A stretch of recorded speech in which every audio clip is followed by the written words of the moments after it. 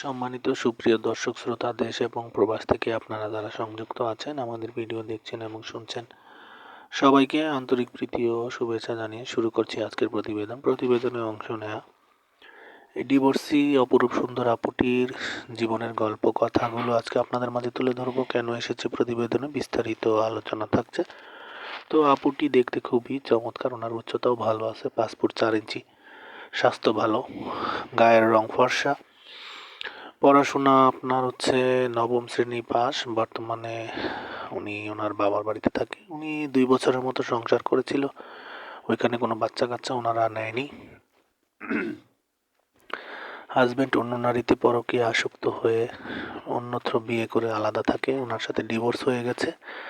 তো এখন কথা হচ্ছে উনি আসলে নতুন করে জীবন শুরু করতে চায়।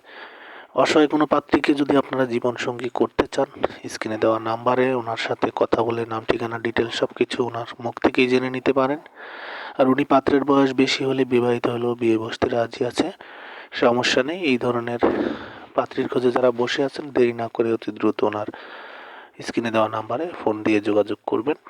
আর পরিবারে ওনার বাবা মা আছে, ওনার আরেকটা ভাই আছে, ভাইটি আপনার চাকরি করে। তো এখন ওনার বাবা আসলে একটা ক্ষুদ্র ব্যবসা করে, ওনাদের আর্থিকভাবে বলতে পারেন অসচ্ছল, অতটা সচ্ছল নয়, বিদায় উনি আসলে ওইভাবে ভালো জায়গায় বিয়ে শাদী করতে বা বসতে পারছে না।